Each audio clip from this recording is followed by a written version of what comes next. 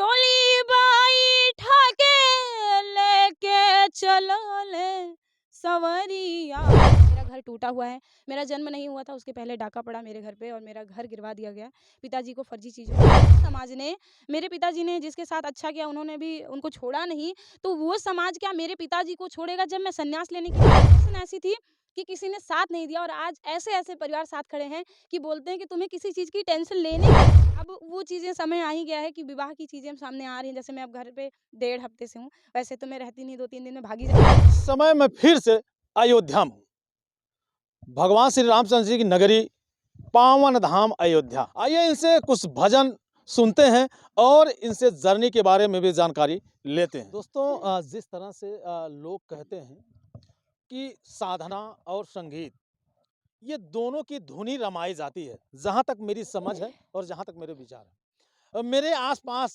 आप देख सकते हैं कि राधा के बगल से लेकर के और मेरे पीछे भी आप देख लीजिए, ये ऐसा स्थान है जहाँ पे सिर्फ आपको ध्वनि ही दिखाई देगी। यानी जो भी चीज़ें आप करना चाहेंगे शांति से बैठ करके तो बड़े बखूबी, बड़े आराम से, बड़े इत्मीनान से हो जाएंगी। हमें लगता है कि राधा इसीलिए जो है आप संगीत की एक माहिर जो है योद्धा बन गई।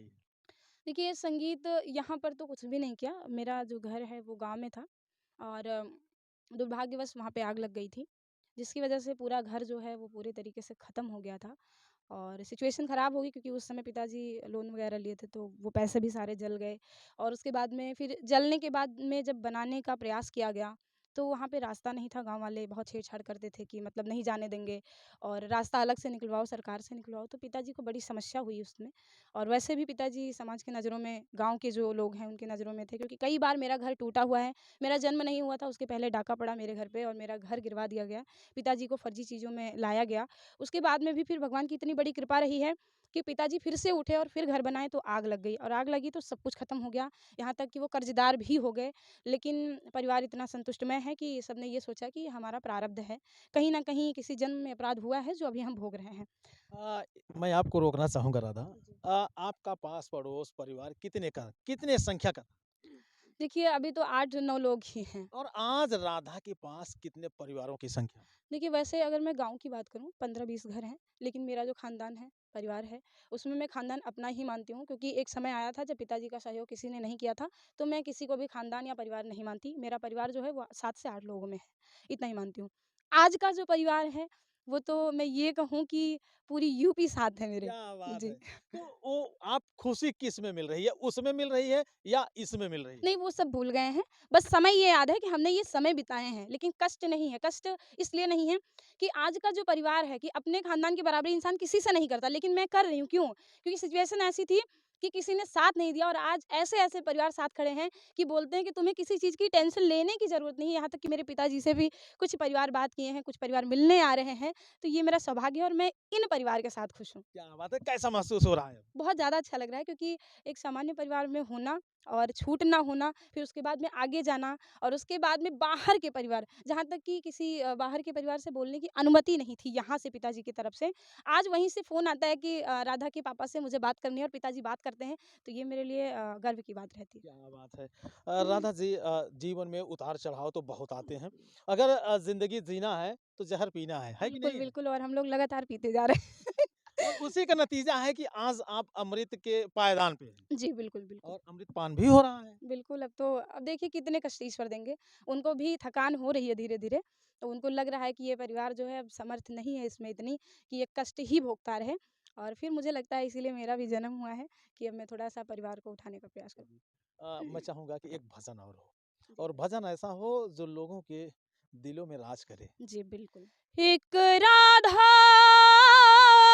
एक मीरा, दोनों ने श्याम को चाहा, अंतर क्या दोनों की चाह में बोलो, अंतर क्या दोनों की चाह में बोलो, एक प्रेम दीवानी, एक दरस दीवानी, एक प्रेम दीवानी, एक दरस दीवानी। राधा ने मधुबन में ढूंढा, मीरा ने मन राधा जिसे खो बैठी ओ मोहन, मीरा हाथ बिकाया। एक मुरली एक पायल, एक पगली एक घायल, अंतर क्या दोनों की चाह में बोलो। एक प्रेम दीवानी एक दर्श दीवानी, एक प्रेम दीवानी एक दर्श दीवानी। बहुत सुंदर है दोस्तों। जितनी तारीफ की जाए उतने ही कम है। और अगर बात करें तो अयोध्या की बेटी राधा पांडे जिस तरह से भजन गाती हैं, और इनके अगर भजन सुनेंगे वो अभी बिना इंस्ट्रूमेंट के, बिना गाजा बाजा के, कहते हैं ना कि कोई साज ना हो, कोई सज्जा ना हो, उसके बावजूद भी अगर इनके भजन सुनिए तो मन मुग्ध हो जाते हैं, मन मुग्ध हो जाते हैं। यहाँ से मतलब हटने का नाम नहीं लिया जा सकता है, या हटने का मन ही नहीं करता है। ये है राधा। बड़े प्यार से और बड़े अरमानों से ही आपके माता-पिता ने आपका नाम रखा होगा राधा। और कहीं न कहीं अगर देखा जाए तो राधा अपने नाम को भी बढ़ाने का काम बखूबी कर रही है। बिल्कुल, मेरा जन्म हुआ था जिस समय, और उसी समय मेरा नामकरण नहीं हुआ है। सबका नामकरण संस्कार होता है और मेरे घर में सभी बच्चों का हुआ है, मेरा नहीं हुआ है। मेरा नाम जो है वो पिताजी और नर्स सीता सिंह डॉक्टर थी, तो वो और पिताजी दोनों लोग मिल के रखे थे, क्योंकि सब कहते हैं कि बचपन में बहुत प्यारी थी, मतलब गुड़िया जैसी थी, भगवान जाने क्या कैसे, फ़ोटो नहीं मुझे दिखी है। तो उस समय मेरा नाम रखा गया था, और नाम का एक मुझे ये था कि मेरा जो नाम है, उसके अनुरूप चीज़ें ना हों। जैसे कि मैं राधा हूँ, अब मैं काम कुछ बाधा वाला करूँ तो समस्या हो जाएगी। राधा के हिसाब से राधा का काम होना चाहिए, और फिर मेरे में इतनी सामर्थ्यता नहीं थी, क्योंकि इस झोपड़ी से निकल पाना मेरे लिए बड़ा टास्क था, लेकिन निकल नहीं पा रही थी। भगवान को जब भगवत आचरण में आई तब थोड़ा बहुत नाम जब बढ़ा, और ईश्वर से प्रार्थना करी, और प्रार्थनाएँ मेरे जीवन में बहुत काम आई हैं। तो यहाँ से निकली, और अभी नाम जप करते हुए ही मेरा जीवन जो है वो आगे बढ़ रहा है। कभी किसी ने नहीं सोचा था कि राधा पांडे यहाँ से उठ के भी कहीं जाएँगी। आज सोशल मीडिया की बात छोड़िए, लोग तो ये भी जानते थे कि इंटर पास करने के बाद इसकी शादी होगी, और जैसे गाँव में सबका होता है, वैसे ये भी अपना घर-द्वार सँभालेगी। लेकिन पिताजी की भी ऐसे ही मानसिकता रही, क्योंकि सामान्य परिवार है, 2-2 बहनें हैं हम, भार ज़्यादा है। मैं ये नहीं कहती कि पिताजी कहते हैं भार ज़्यादा है, लेकिन कहीं न कहीं है, क्योंकि उनको करना है। तो उस जगह से उठकर बाहर जाना, फिर सोशल मीडिया पे काम करना या पढ़ाई करना, बहुत बड़ी चीज़ें थी। तो इसमें भगवान मेरा बहुत साथ दिए हैं, और निरंतर मुझे लगता है अभी साथ देना ही पड़ेगा उनको। शायद है कि अगर देखा जाए तो जीवन में आपके बहुत स्ट्रगल हुआ है, बहुत ज़्यादा। बहुत दर्दें झेली हैं, बहुत कष्ट झेली हैं, जी। और शायद है कि वो जीवन से कभी निकल पाएँ। नहीं पॉसिबल नहीं है। देखिए स्टोरी मेरी ऐसी रही है लाइफ़ की, कि मेरे घर में अगर कोई भी स्ट्रगल की चीज़ें बताए तो शायद रो दे। मैं क्यों नहीं रोती? काफ़ी लोग ये बोलते हैं कि आप कोई इमोशनल स्टोरी अपनी दीजिए। मैं कभी जो आपके सामने मैंने चीज़ें रखी, ये सारी चीज़ें मैंने कभी किसी को बताई नहीं। आज तक कि मैं अपनी आईडी पे नहीं डाली हूँ कि मेरे घर में क्या-क्या चीज़ें हुई। क्योंकि मैं सोचती हूँ कि संसार के सामने रोने से अच्छा है कि भगवान के सामने रोइए आप, और संसार दुःख नहीं कम कर सकता। भगवान को एक क्षण लगेगा पूरे जीवन का कष्ट समाप्त करने में, तो मैं इंसान के सामने जल्दी नहीं रोती, लेकिन भगवान के सामने लगभग रोती रहती हूँ। क्योंकि देखिए मैं नहीं चाहती कि मेरा महल हो जाए, मेरा घर महल हो जाए, मेरे पिता के पास बहुत संपत्ति हो जाए या मेरे पास बहुत संपत्ति हो जाए। मैं इतना चाहती हूँ कि मेरे पिताजी जो चिंता में घूमते रहते हैं, दुबले-पतले बने हुए हैं, सबको रहता है कि हाँ, खा पी के थोड़ा ठीक-ठाक रहें, लेकिन वो अन्न कभी नहीं लगते जिनको चिंता सताती है। बस उनकी चिंताएँ कम हो जाए, इतना सक्सेस हो जाऊँ। बाकी स्टोरी बहुत ऐसी हैं कि सुनने वाले भी रो दें, और सुनाने वाले की तो हालत ख़राब ही हो जाएगी। और बाकी ठीक है, जो भी है भगवान भरोसे चल रहा है सब कुछ। जिस तरह से राधा पिता को प्यार करती हैं और पिता उसी तरह राधा को प्यार करते हैं, और कहीं न कहीं एक मन में जो अंदर टीस है, वो सामने तो निकल के आ ही जाती है राधा। लेकिन ये है कि जिस तरह से राधा अभी हौसले और हिम्मत के साथ आगे बढ़ रही हैं, शायद यह है अगर इसी तरह राधा बढ़ती रहेंगी तो सारी बाधा तो दूर ही हो जाएगी। बिल्कुल, अब ईश्वर भरोसे हैं। हम बार-बार कहते हैं हमारे में कोई सामर्थ्य नहीं है।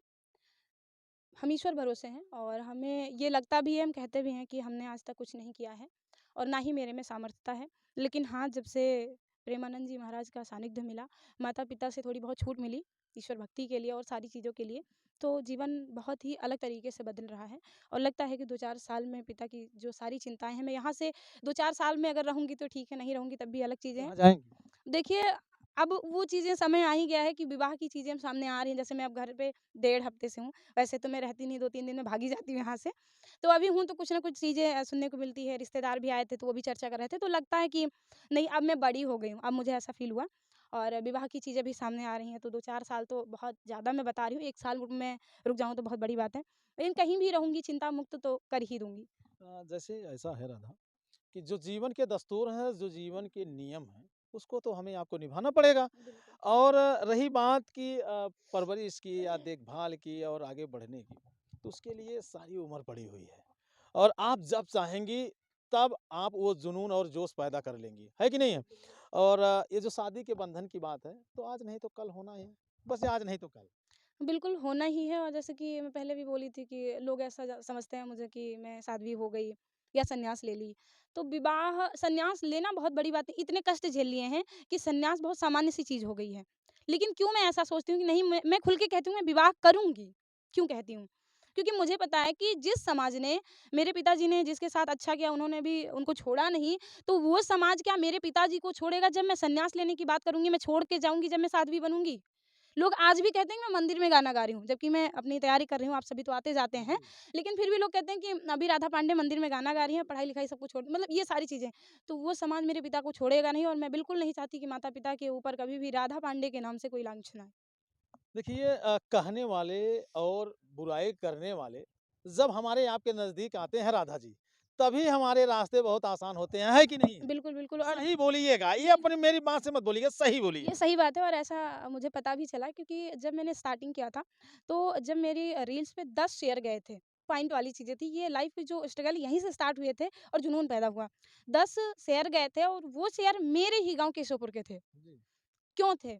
इसलिए नहीं कि राधा पांडे वीडियो बना रही है सपोर्ट करिए। हाँ, इसलिए ये कि देखिए गाना गा रही हैं। अब ये तो गई हैं बाहर पढ़ने के लिए फलाने की बिटिया, फलाने की बहन और ये अब देखो क्या कर रही हैं। तुम भी देखो भाई, तुम भी देखो, किसी और को भी शेयर करना। हुँ। इसकी वजह से। लेकिन फिर जब मुझे पता चला जब मैंने आईडी देखी और नेगेटिव उसमें चीज़ें समझ में आई तो मुझे लगा कि अब नहीं रुकना है। क्योंकि गाँव के लोग तो देख लिए हैं ना, नहीं रुकना है और इन्हीं हाथों से मैं तालियाँ बजवाऊँगी। ये जुनून था, लेकिन अहंकार वाली चीज़ें नहीं है, किसी को लग जाए कि मैं अहंकार में हूँ, नहीं। भगवान के भरोसे थी और मैंने अपना जो मुझे करना था नाम जप, पूजा-पाठ जो भी है, माता-पिता का जो सानिध्य मिला है, जो संस्कार मिला है, उसी में रह के आज ऐसा अवसर बहुत कम समय में आ गया। मैं अपने आप को शून्य मानती हूँ, कुछ हूँ नहीं, लेकिन ऐसा अवसर आ गया कि लोग तालियाँ बजा रहे हैं। देखिए वक़्त का हर शय गुलाम, जी, बिल्कुल। है कि नहीं? बिल्कुल, बिल्कुल। लिखी गई बातें हैं। हुँ। और ये भी लिखी गई बातें हैं कि निंदक नियरे राखिए आँगन को टीछा लाए। जी, बिल्कुल। अगर बुराई करने वाले राधा अगर हमारी और आपकी या जिसकी अगर बुराई करने वाले नहीं रहेंगे तो फिर राधा कैसे अपने में सुधार लाएगी? मैं अपने में कैसे सुधार लाऊँगा? और मेरे रास्ते कैसे आसान होंगे? बिल्कुल देखिए मुझे लगता है कि बुराई हर जगह नहीं होनी चाहिए।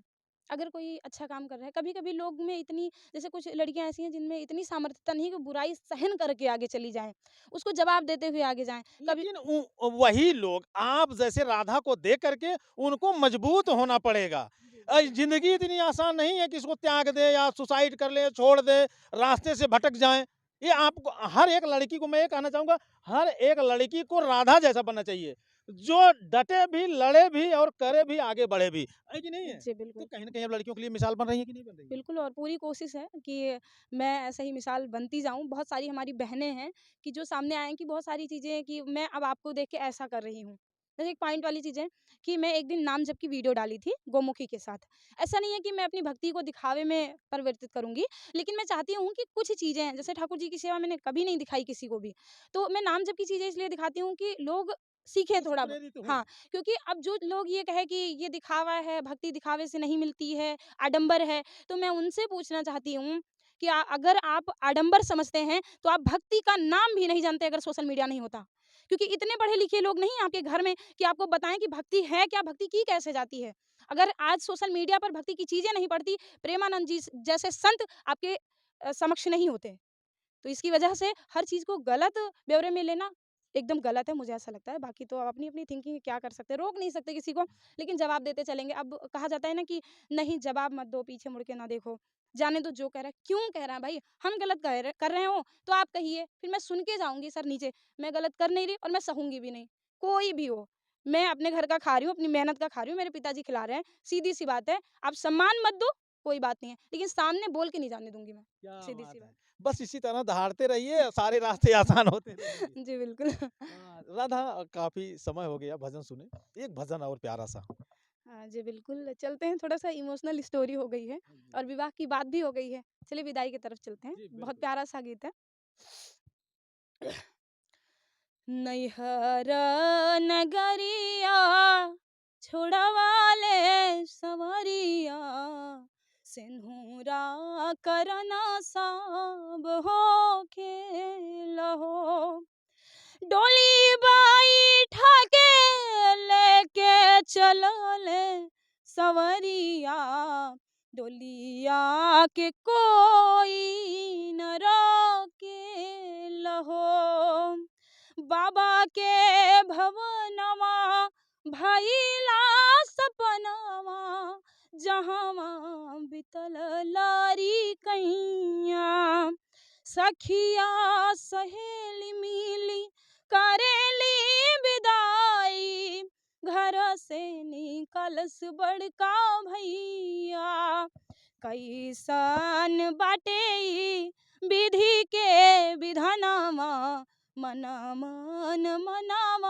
के कोसे लहो डोली बाई ठाके लेके चलले बलमुआ डोलिया के कोई न रोके लहो नैहर नगरिया छोड़वाले संवरिया सिंदूरा करना सब हो लहो।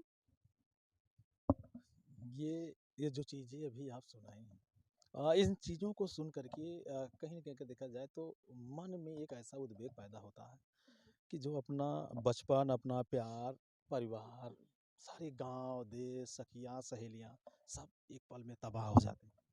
बिल्कुल और जैसे लोग कहते हैं कि विवाह की खुशी होती है एक उम्र के बाद, लेकिन मुझे लगता है मैं किसी और का तो नहीं जानती लेकिन जब से मेरी चीज़ें सामने आ रही हैं, मैं अपने घर से ज़्यादा 30 किलोमीटर की दूरी पे रहती हूँ, लेकिन मुझे ऐसा लगता है कि मेरा बनवास है। लेकिन फिर भी एक मन में है कि नहीं जब मन करे रात पे रात, सुबह-शाम निकल पड़ो, माँ-बाप से मिल लो। जिस दिन मेरी विदाई होगी शायद मेरे लिए वो संकट का समय होगा। क्यों? क्योंकि मैंने अपने माता-पिता को इतने संघर्ष अगर वो खुशी के समय में व्यतीत किए होते और खुशी-खुशी सारी चीज़ें करते, तो शायद कहीं न कहीं कष्ट कम होता। लेकिन इतने संघर्ष किए हैं कि शायद उनको छोड़ के जाना मेरे लिए बहुत बड़ा चैलेंज होगा। मुझे नहीं पता कि उस समय की वेदना क्या होगी, पीड़ा क्या होगी, लेकिन शायद जब मैं कोई भजन गाती हूँ या सोचती हूँ, तो रोती भी हूँ और मुझे ऐसा लगता है कि अलग ही चीज़ें होंगी। अब मैं देखिए मैं इमोशनल हो जाती हूँ लेकिन मैं रो नहीं सकती। रीज़न ये है कि अगर मैं रो दूँ तो मैं गा नहीं सकती और गाना मेरा ज़रूरी है इसके लिए मैं अपने आप को बहुत मजबूत रखती हूँ। मैं कोई भी ऐसी स्टोरी अपनी बताऊँ तो शायद अगर मैं इमोशनल होके बताऊँ तो कोई ऐसा व्यक्ति नहीं है जो रो ना पाए। मैं खुद रोऊँगी, सामने वाला भी रो देगा, लेकिन मुझे गाना है तो इसकी वज़ह से मुझे थोड़ा मजबूत होना पड़ता है। राधा को टूटना नहीं है, राधा बिल्कुल, को बिखरना नहीं है, बिल्कुल। बस राधा को इसी तरह से एक नया आयाम स्थापित करना है। जी, बिल्कुल प्रयास जी, यही है। बहुत-बहुत धन्यवाद। इंटरव्यू देकर के आपको कैसा महसूस हुआ है? बहुत ज़्यादा अच्छा लगा क्योंकि आप फर्स्ट बार नहीं सेकंड बार आए हैं और इंतज़ार था सुबह से ही कि सर आ रहे हैं क्योंकि उस दिन भी बात हुई थी हमारी तब ये था कि आप आएँगे तो मैं ये चाह रही थी कि हमारा एक इंटरव्यू रूम से हुआ था और अब की बार आप मेरे पिताजी से मिले जबकि हमारा एक ही इंटरव्यू घर से हुआ है जो कि आकस्मिक पता चला मुझे कि नेपाल से भैया लोग आ रहे हैं, तो हुआ था बाकी कभी मैंने इंटरव्यू अपने घर पे नहीं दिया था और अगर आने-जाने की बात करें तो वैसे तो आप फर्स्ट हैं कि हमारे घर पर आएँ, तो मेरी ये ख्वाहिश थी कि आप मेरे पिताजी से मिलें, बहुत अच्छा लगा जी, मुझे। बहुत-बहुत धन्यवाद।